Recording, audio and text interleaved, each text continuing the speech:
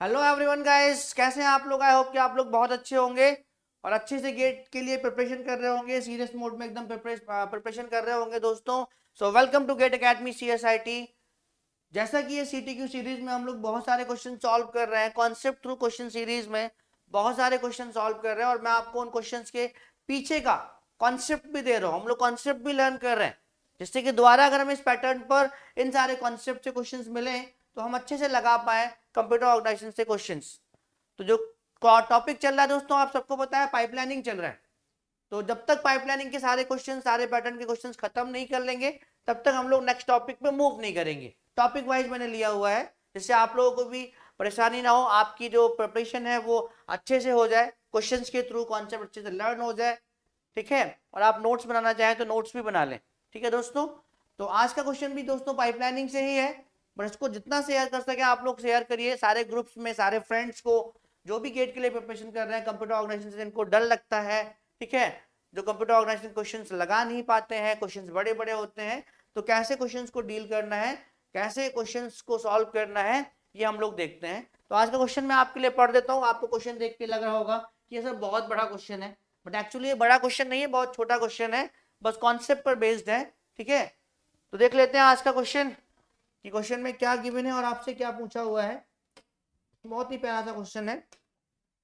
Consider the following code sequence having 5 instructions from I1 to I5. Each of these instructions has the following format. जो I1 से I5 आपको instructions given है, तो हर एक instruction का जो फॉर्मेट है वो ये है कि सबसे पहले आपका ऑपरेटर लिखा हुआ है, कि आपको ऑपरेशन लिखा हुआ है। ठीक है, कि आपको ऐड करना है, कि मल करना है, कि डिवाइड करना है। ठीक है, क्या करना है। उसके बाद RI, रजिस्टर RI है, RJ है और RK है, 3 रजिस्टर्स आपको गिवन है। ठीक है, where operation OP is performed on contents of register RJ and RK। तो जो ऑपरेशन जो भी यहाँ पे गिवन होगा आपको, ऐड, सब, मल, ये हमें परफॉर्म करना है operation on the contents of the register RJ and RK and the result is stored in the register RI। और रिजल्ट को हमें कहाँ स्टोर कर देना है, रजिस्टर RI में स्टोर कर देना है, मतलब RJ और RK। ठीक है, RJ और RK के बीच में जो भी ऑपरेशन गिवन है उसको परफॉर्म करना है और फाइनल रिजल्ट हमें कहाँ स्टोर कर देना है, RI में स्टोर कर देना है। ये क्वेश्चन में गिवन है। ठीक है, ये रहे आपके instruction I1, I2, I3, I4, I5। Consider the following 3 statements. S1 statement क्या है दोस्तों, there is an anti dependency between instructions I2 and I5। S2 क्या है, there is an anti dependency between instructions I2 and I4। Statement S3 क्या है, within an instruction pipeline an anti-dependency always creates one or more stalls which one of the above statements is / are correct। हमें find out करना है कि कौन कौन से statements correct हैं और कौन कौन से स्टेटमेंट करेक्ट नहीं है। तो यहाँ पे कॉन्सेप्ट निकल के आ रहा है true dependency, sorry anti dependency का कॉन्सेप्ट निकल के आ रहा है दोस्तों।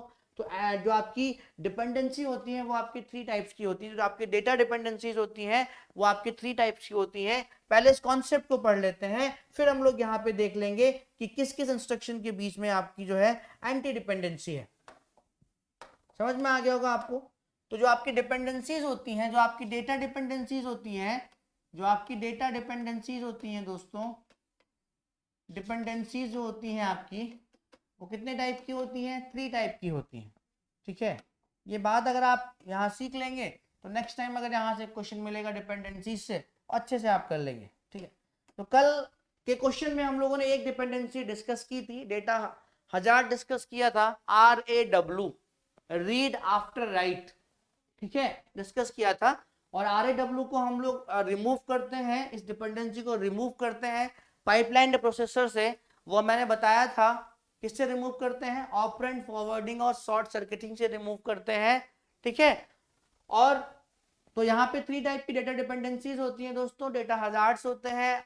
कौन कौन से होते हैं उनको पढ़ लेते हैं। पहला होता है RAW, तीनों को पढ़ लेते हैं फिर कॉन्सेप्ट पे चलते हैं। रीड आफ्टर राइट, बहुत डिटेल में पढ़ा रहा हूं, यहाँ पर कॉन्सेप्ट दे रहा हूं।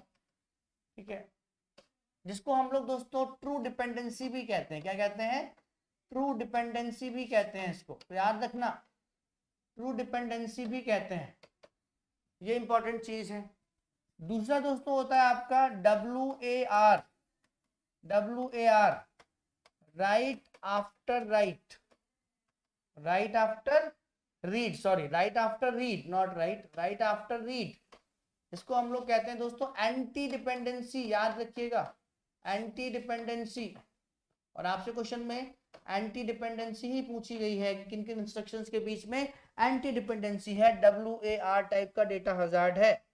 और तीसरा दोस्तों आपका यहाँ पर होता है WAW, पूरा कॉन्सेप्ट ले ले रहे हैं हम लोग यहाँ पर, ठीक है। WAW का मतलब होता है right after right, right after right, ठीक है, WAW। और इसको दोस्तों हम लोग कहते हैं output dependency.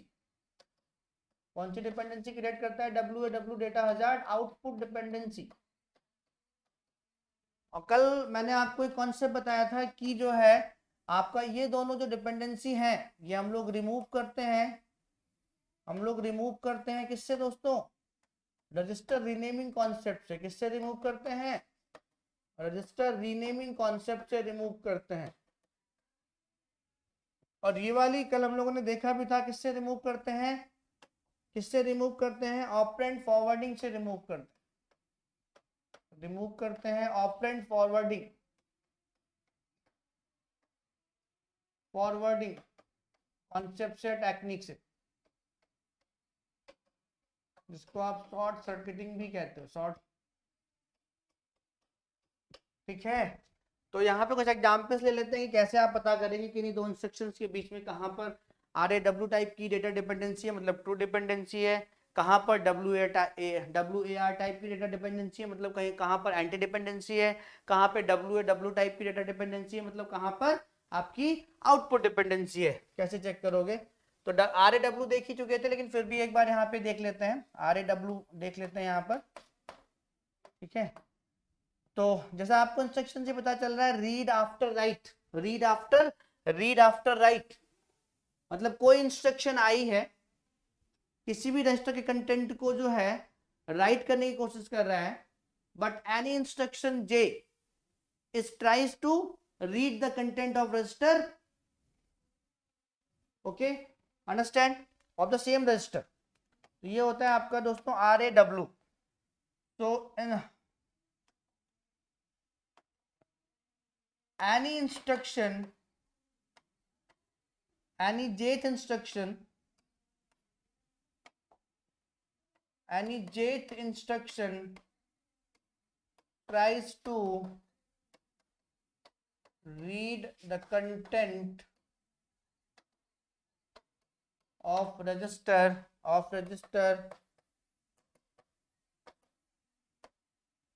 RX before instruction, before ith instruction,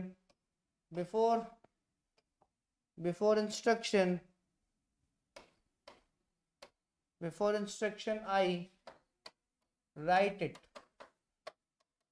okay. So like this, suppose here we have two instructions I1 and I2, and here we have add, okay, R1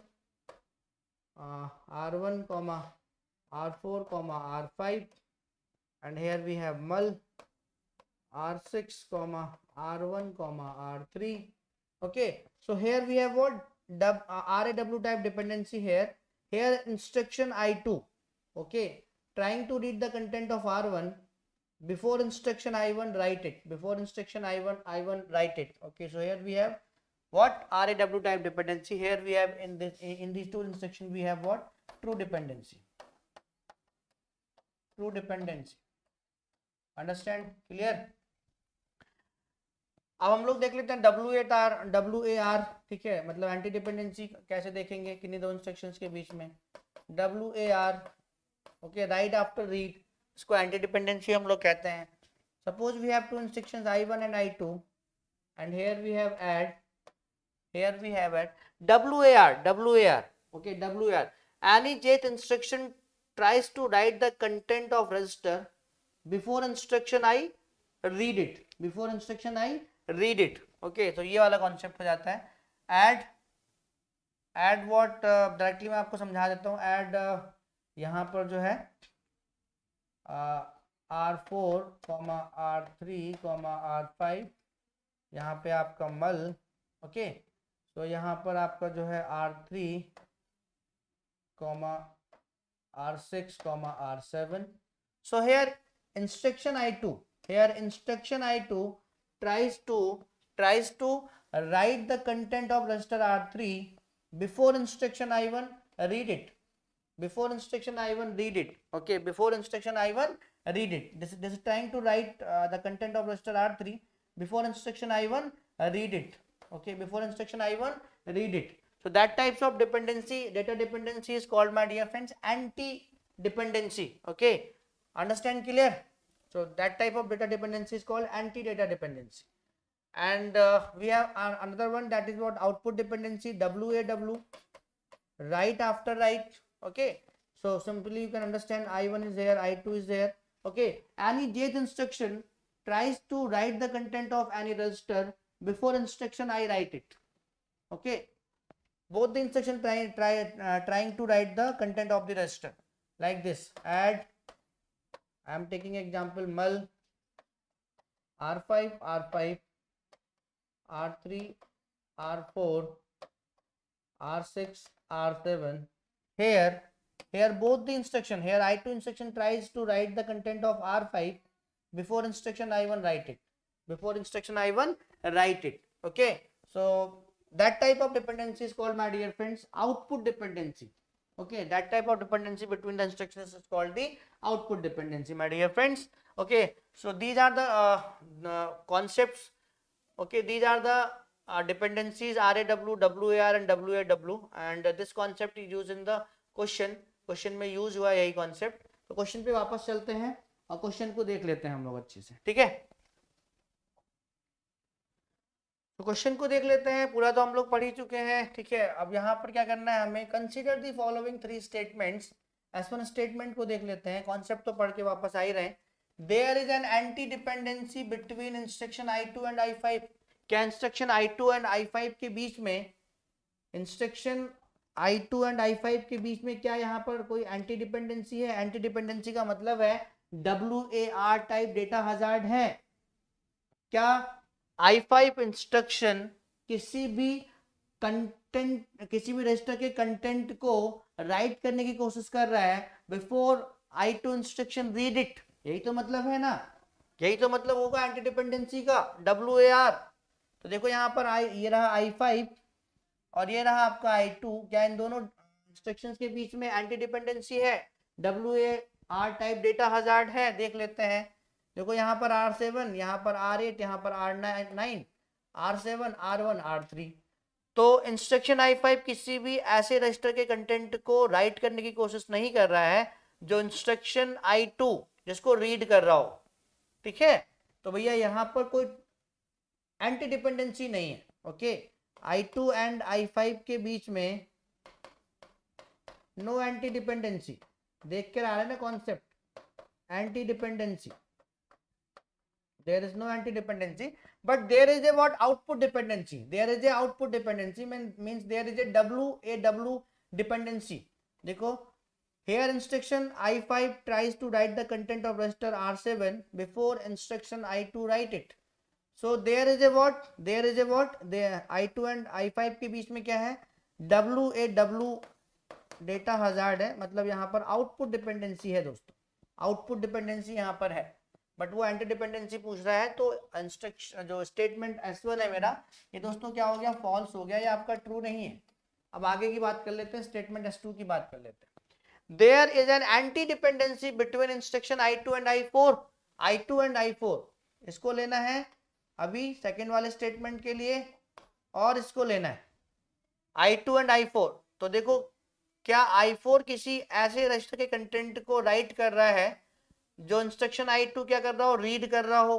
बिल्कुल कर रहा है. देखो यहाँ पर R3 इंस्ट्रक्शन I4 जो है R3 के कंटेंट को राइट करने की कोशिश कर रहा है before instruction I2 read it. बिल्कुल यहाँ पे एंटी डिपेंडेंसी है. यहाँ पर दोस्तों क्या है, एंटी डिपेंडेंसी है 100%. तो यस, स्टेटमेंट S2 आपका क्या है दोस्तों, ट्रू है. इतना डिटेल में पढ़ तो लिया ही है हम लोगों ने. स्टेटमेंट आपका क्या है, S2 ट्रू है. अब आ जाते हैं स्टेटमेंट S3 पर. within an instruction pipeline, an anti-dependency always creates one or more stalls. So my dear friend, this statement is false, because as we know that WAW and WAR type of data hazards or dependency, means anti-dependency or output dependency, we can remove with the concept of register renaming and register so we can say that anti-dependency will not always create one or more stall cycles. Sometimes it will not create the stall cycle because it uses the register renaming concept. Okay, so this is also false, my dear friends. So which one of the above statement is slash are correct? Only one statement is correct here. S2 statement is correct here. So only S1 is true. No. Only S2 is true. Yes, only S2 is true, my dear friends. So option B is correct here. Only S1 and S3 are true. No. Only S2 and S3 are true. No.